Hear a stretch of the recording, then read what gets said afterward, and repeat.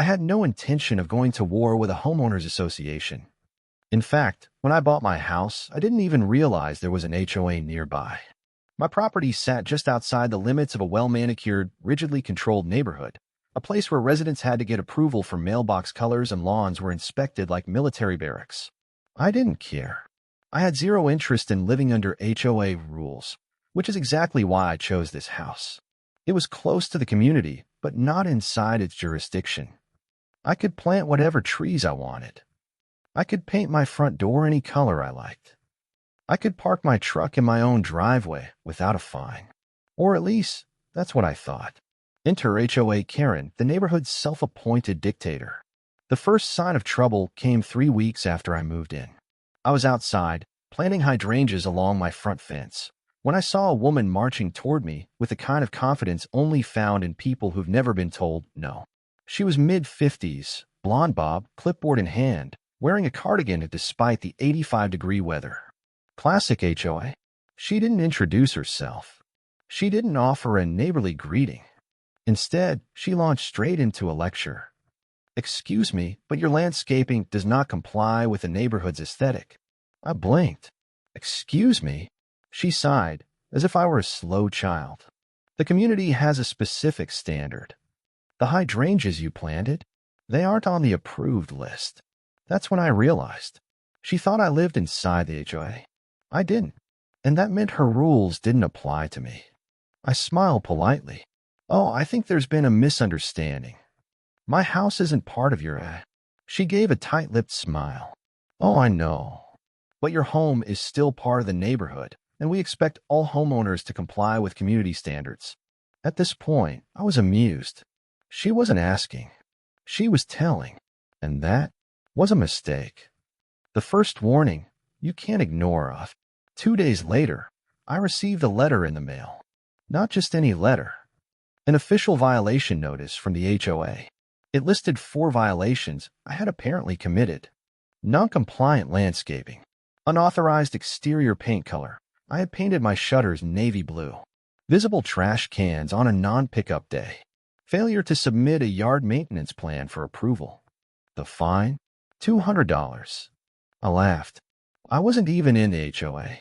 I grabbed my phone, snapped a picture of the letter, and emailed them a simple response.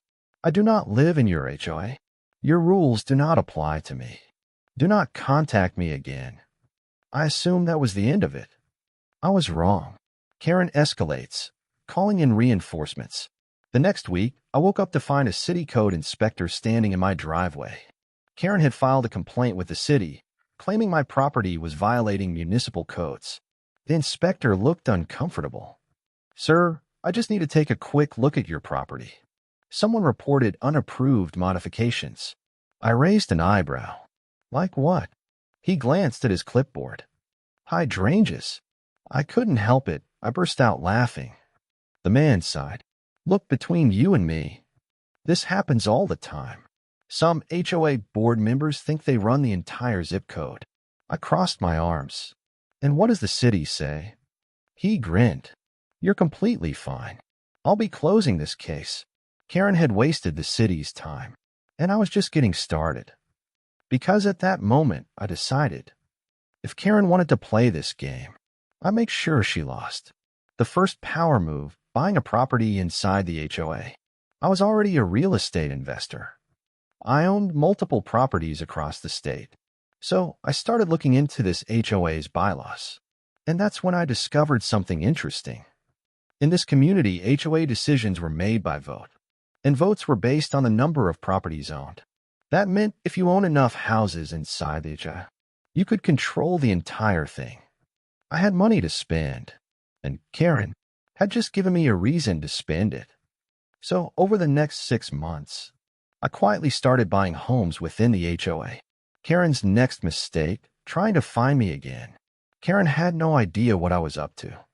She was still trying to enforce rules that didn't apply to me. Another violation letter arrived.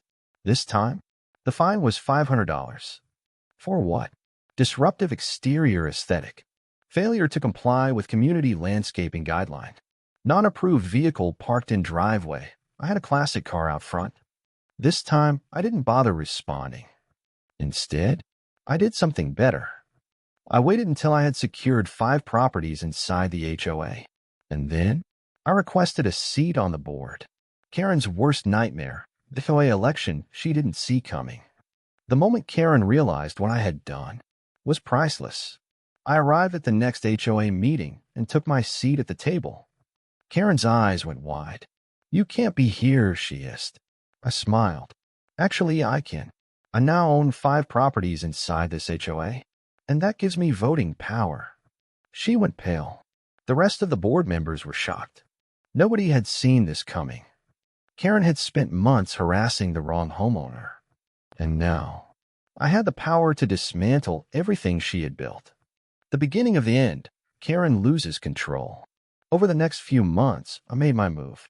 I rallied other homeowners who were sick of the HOA's overreach, exposed financial mismanagement within the HOA's budget, proposed rule changes to limit HOA power and eliminate Karen's ridiculous fines. And when the next HOA leadership election came, Karen lost. Badly. She had spent years controlling this neighborhood. Now, she was just another homeowner. And me? I was the guy who bought the neighborhood and changed it forever. Karen had ruled over the HOA like a self-appointed queen. For years, she had used fines, intimidation, and petty rules to control the neighborhood. Now, she was out, and I was on the board. But I didn't just want her gone. I wanted to burn her entire system to the ground. So I set a plan in motion. A plan that would dismantle the HOA, expose its corruption, and make sure nothing like this ever happened again. Step 1. Exposing Karen's financial mismanagement. The first thing I did, I demanded an audit. HOAs collect thousands of dollars in fees every year, and Karen had been running things unchecked for years. I had a feeling there was some funny business. I was right. After reviewing the financials, I found unexplained administrative expenses totaling over $50,000. Funds allocated to board member reimbursements with no receipts. Suspicious vendor payments to a landscaping company owned by Karen's cousin. In other words, Karen had been treating the HOA like her personal piggy bank. I made copies of everything. And then I scheduled a special meeting with the homeowners. Step 2. Turning the homeowners against the HOA. Karen had always ruled by fear. Most people hated her rules but felt powerless to fight back. So I gave them a reason to stand up. At the meeting, I presented the evidence of financial mismanagement. I showed them where their HOA fees had really been going. And the reaction was immediate outrage. "We paid $600 a year for this. She's been stealing from us. We need to get rid of this completely." And that was exactly what I wanted to hear. Step 3. Breaking the HOA's power structure. Now that I had the homeowners on my side, I made my next move. I proposed a new set of reforms designed to eliminate unnecessary fines, remove Karen's old rules, allow homeowners to vote on HOA fee changes, reduce the HOA's ability to enforce petty violations. The old board members fought me on it. They knew if these changes passed, the HOA would lose most of its power. But the problem, I had the majority vote, and when we put it to the community, the new rules passed overwhelmingly. Karen couldn't do a thing about it. Step 4. The HOA begins to collapse. With its power structure weakened, the HOA started to crumble. Board members started quitting. Without Karen running things, most of them had no real reason to stay. Homeowners stopped paying fees. Now that the HOA couldn't fine them for ridiculous violations, people realized they didn't need the HOA at all. The HOA started running out of money. Without the excessive fines Karen had relied on, the HOA's budget was draining fast. And once an HOA can't afford to operate, it dies. Step 5. The final vote to dissolve the HOA. It took about 6 months for the HOA to reach its breaking point. With no funding, no leadership, and no support, it was barely functioning. So I called for one last vote. A vote to dissolve the HOA completely. And the result? Over 90% of homeowners voted to disband the HOA forever. The paperwork was filed with the state. And just like that, the HOA was officially dead. Karen's reaction, watching her kingdom fall. The day after the final vote, Karen showed up at my house. She was livid. Her face was red, her hands were shaking, and she was barely holding it together. "You ruined this neighborhood." I crossed my arms. "No, Karen. I just made it free." She let out a furious noise and turned to storm off, but not before muttering, "You'll regret this." I smiled. "I doubt it." She stomped away, and that was the last time she ever spoke to me.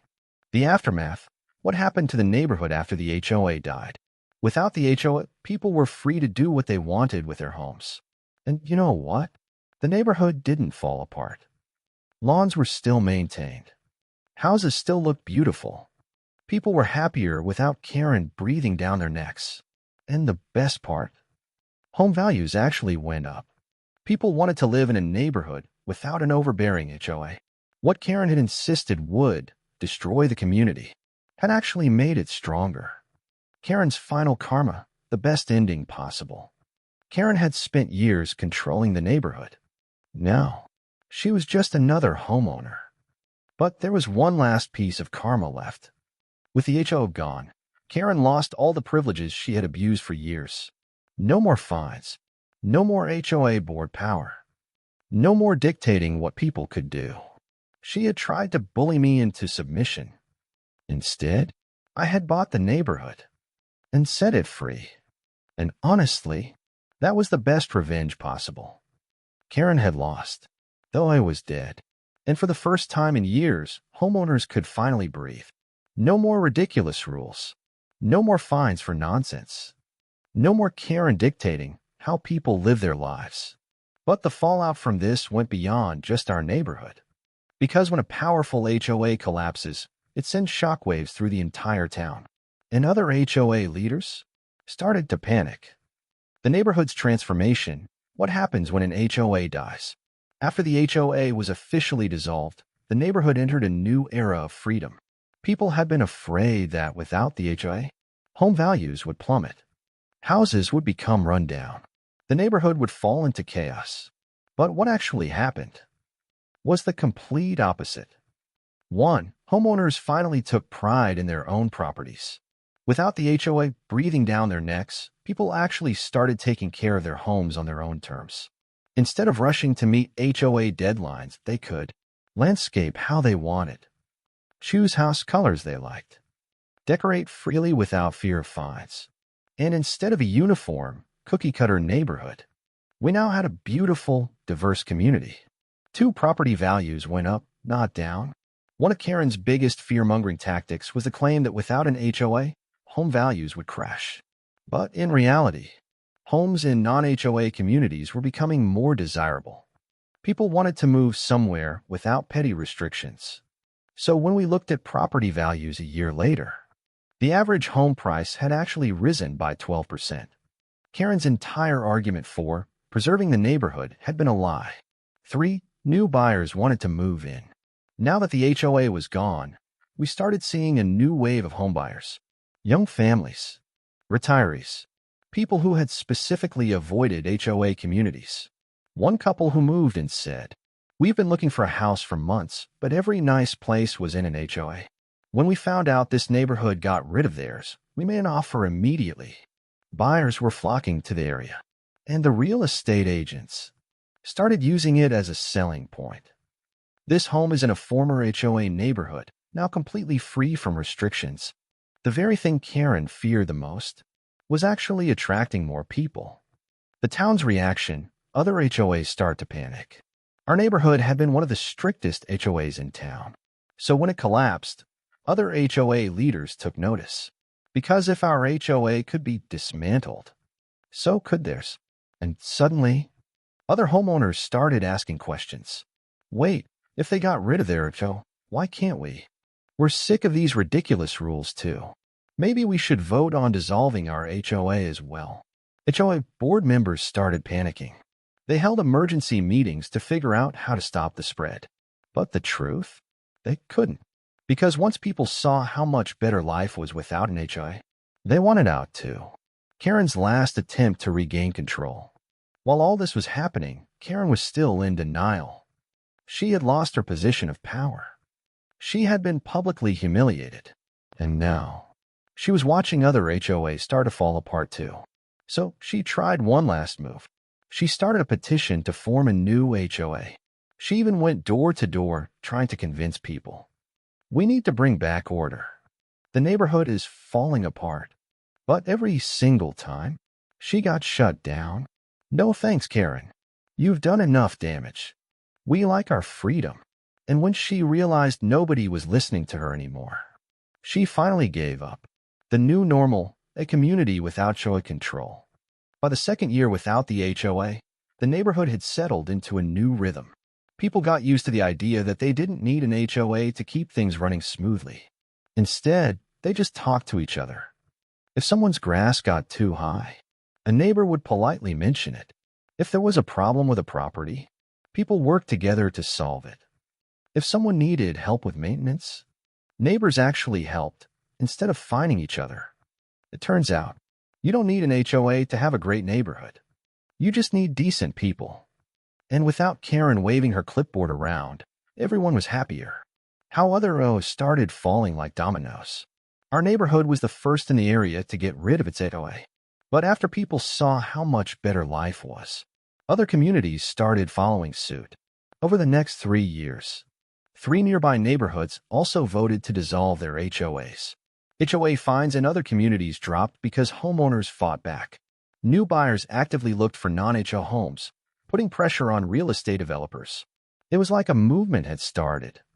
People realized they didn't have to put up with HOA tyranny anymore. And all of it started because one woman pushed too far. Karen's final fate, the HOA queen, becomes just another homeowner. With no more HOA power, Karen was just another resident.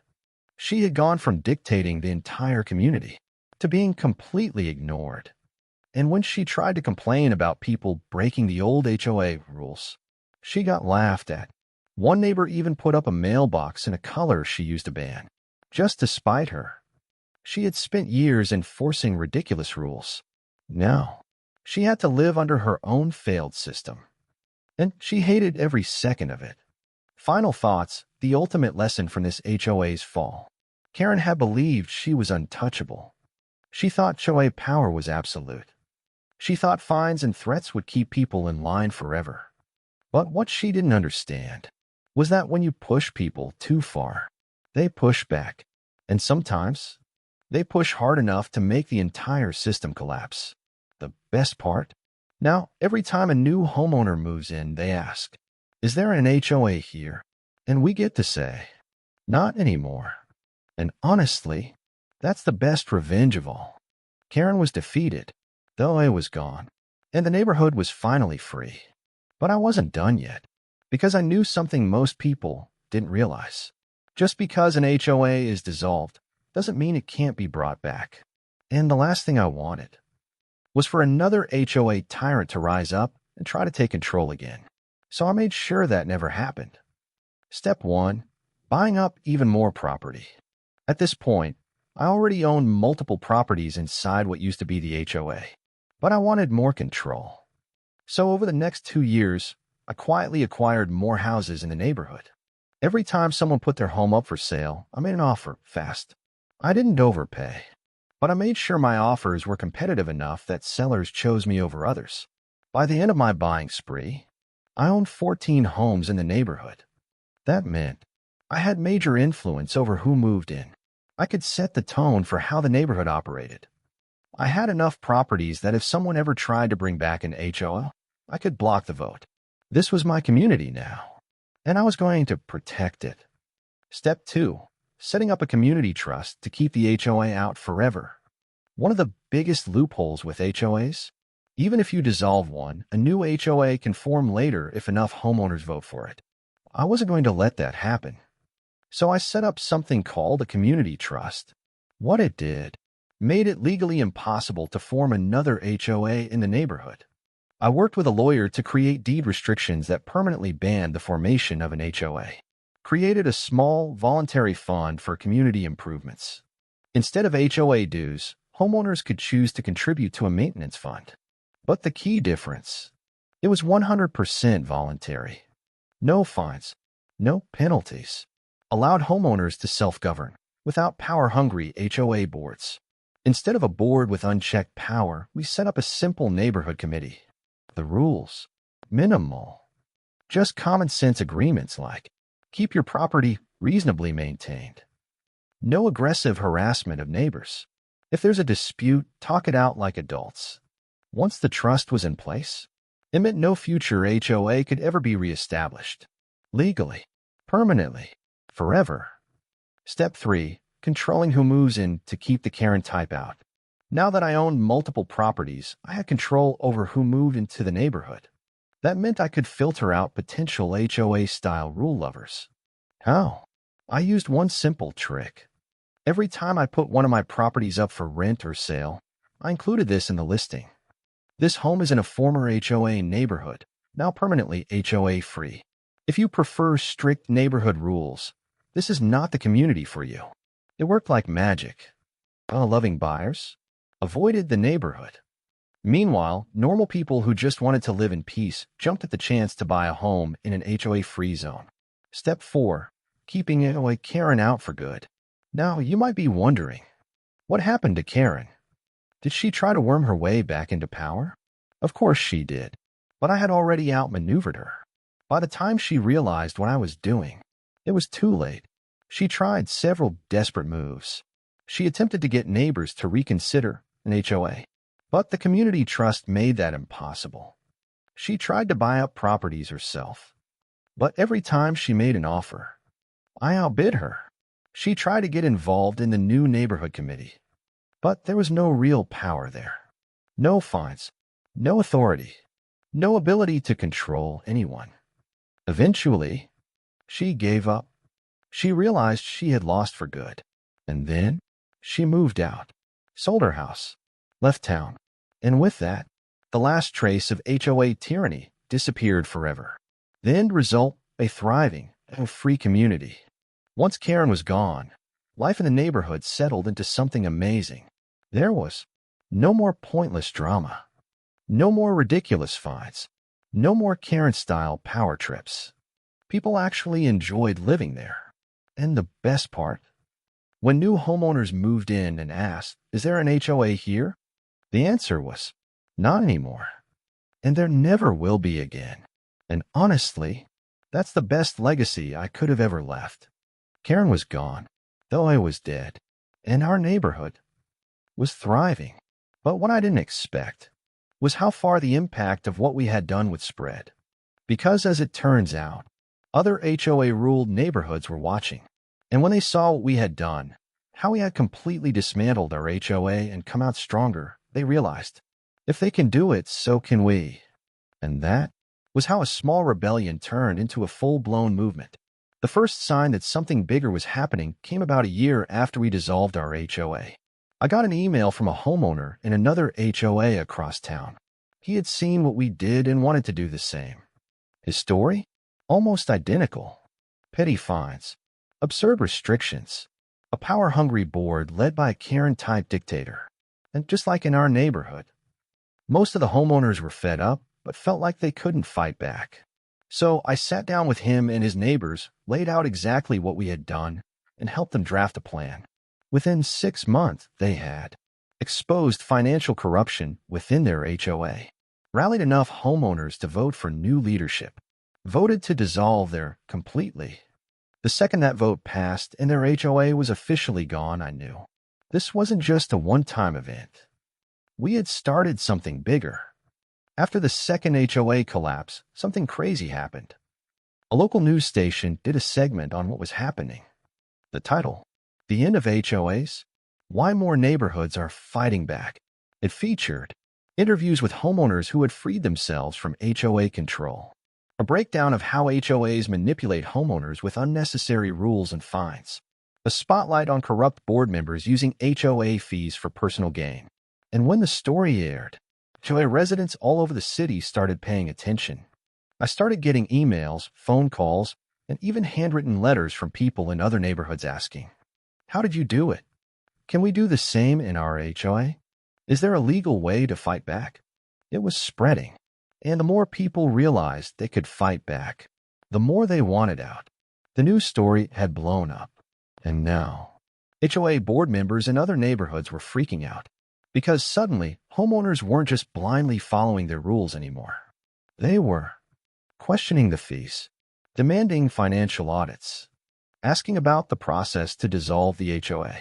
One HOA president even went on record saying, "This anti-HOA movement is dangerous. Without HOAs, neighborhoods will fall into chaos," which was hilarious because our neighborhood was doing better than ever. And now so was the second HOA that had dissolved. The fear-mongering wasn't working anymore. People had seen the truth. They didn't need an HOA to have a great neighborhood. And the HOA boards were losing control.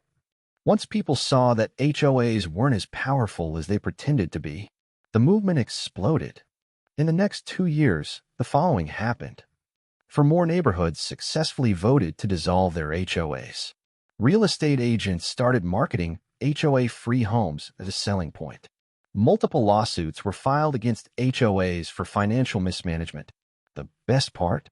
The city government even got involved.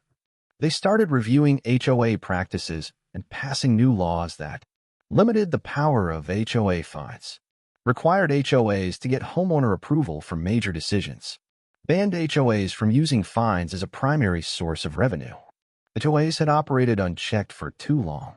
Now, they were losing power everywhere. And all started because Karen tried to fine me over hydrangeas. At this point, HOAs all over the city were falling apart. And guess who decided to try and stop it? Karen. Even though she had moved out of our neighborhood, she couldn't let go of her HOA obsession. She joined a statewide HOA lobbying group and started pushing for laws that would make it harder to dissolve HOAs. She even wrote an opinion piece in the local newspaper, saying, "We must protect HOAs from these reckless homeowners who don't understand the importance of order and discipline." But the public didn't buy it. The comments on the article were brutal. HOAs are a scam, and everyone knows it. Just admit you liked having power over your neighbors. No thanks, Karen. We prefer freedom. She had lost all credibility. Nobody wanted to hear from her. And when the anti-HOA movement reached the state government, Karen's efforts were completely crushed. The final result, a permanent shift in the housing market. Now, years later, the impact of this movement is undeniable. HOAs have been forced to scale back their power. More and more new neighborhoods are being built without HOAs. Homebuyers are actively choosing HOA-free communities over controlled ones. What started as one neighborhood fighting back had turned into a complete shift in the real estate market. People had woken up, and they were never going back. Karen's final fate, the HOA queen who lost everything. So where is Karen now? Last I heard, she tried to move to a different HOA-controlled community. She ran for HOA president and lost badly because even in an HOA, nobody wanted her in charge. Her reputation had followed her. Her obsession with power had ruined her. And now, she was just another bitter, powerless woman living under rules she couldn't control. The perfect ending. Looking back, it's crazy to think. This all started because one person pushed too far. Karen thought HOAs were untouchable. She thought fines and threats would keep people in line forever. But she didn't realize, when you push people too hard, when you take away their freedom, they fight back. And sometimes, they win. And now, HOA tyranny will never be the same. Karen was gone. The HOA system was crumbling. And the anti-HOA movement had permanently changed the way people thought about homeowners associations. But this wasn't just about one neighborhood.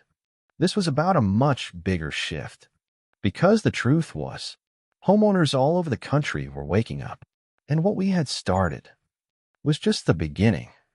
The fall of multiple HOAs in my town had already made local news. But the real turning point was when major news outlets picked up the story. A year after our HOA collapsed, a national news program ran a special called HOAs or Homeowners, the fight for neighborhood control.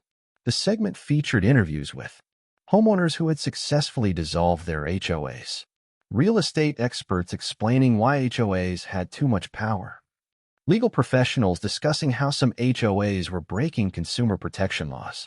And once it aired, everything exploded. The story was shared millions of times on social media. People all over the country started talking about how much they hated their HOAs, the ridiculous fines they had been forced to pay, how HOAs had made their lives miserable for years. It wasn't just one city anymore. It was everywhere. Once the news stories blew up, state governments started paying attention. Because up until now, HOAs had operated with almost no oversight. But that was about to change. Within a year of the anti-HOA movement gaining traction, multiple states proposed new laws to regulate HOAs. The biggest changes included mandatory financial transparency laws for HOAs. HOAs now had to open their books to all homeowners. No more hiding excessive fees or unexplained administrative costs. Stronger homeowner protections against HOA abuse. Homeowners could now challenge unfair fines in court. HOAs had to prove their rules served a legitimate purpose. Limits on HOA power to foreclose on homes. Some HOAs had been seizing homes over unpaid fines. New laws banned this practice entirely. And the best part? Several states passed laws making it easier to dissolve an HOA permanently. HOAs had spent years making it hard for homeowners to leave. Now, the law was finally on the homeowner's side. For decades, homebuilders had included HOAs in almost every new neighborhood. Why? Because developers liked controlling home values. But once the anti-HOA movement gained traction, homebuyers started demanding HOA-free homes. And developers noticed. Over the next few years, more and more new housing developments were built without HOAs. Some real estate ads even started marketing homes as no HOA, freedom to live how you want. For the first time in decades, people had real choices, and the HOA model started dying out. One of the biggest reasons HOAs had gotten away with so much abuse for so long was because homeowners felt isolated. They didn't know their rights. They didn't know if other people were dealing with the same problems. But once the anti-HOA movement took off, new online communities started forming. Facebook groups, Reddit threads, and entire websites were dedicated to helping homeowners fight their HOAs, exposing corrupt HOA board members, providing legal resources to challenge unfair fines.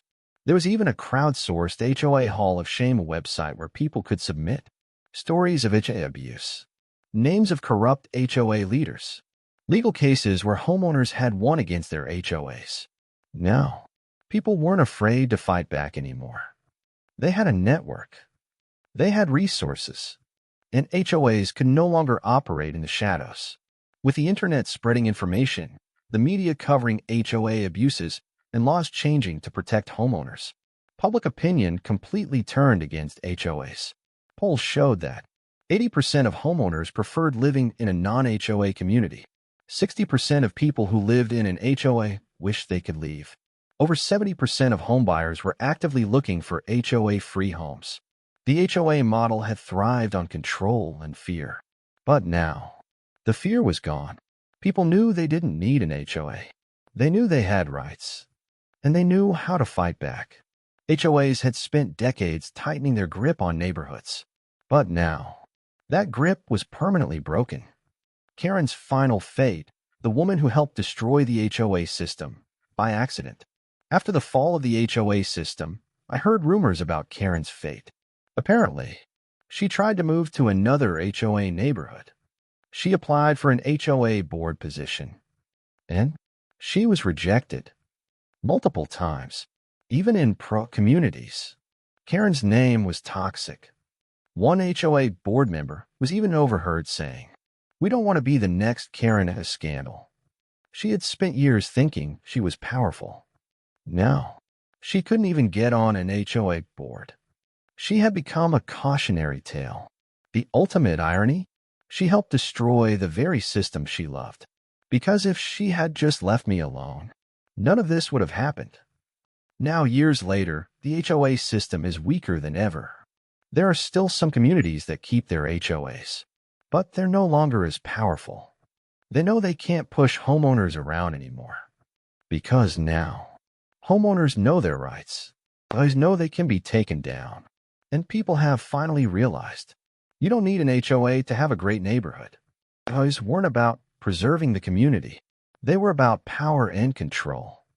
And once people saw the truth, the HOA system collapsed under its own weight.